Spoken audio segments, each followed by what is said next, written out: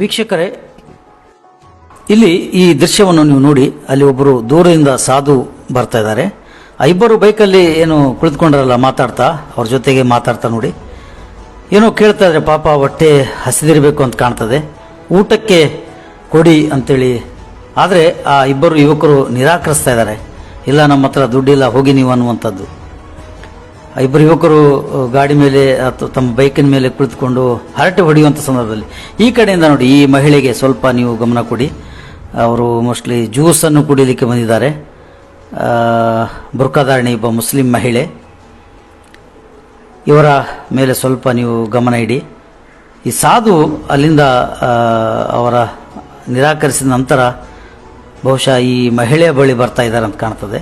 ಹೌದು, ಈ ಮಹಿಳೆಯ ಬಳಿ ಬಂದು ಈಕೆಯೊಂದಿಗೆ ಕೇಳ್ತಾರೆ ಮೋಸ್ಟ್ಲಿ. ಹೌದು ನೋಡಿ, ಕೇಳ್ತಾ ಇದ್ದಾರೆ, ನನಗೆ ಹೊಟ್ಟೆ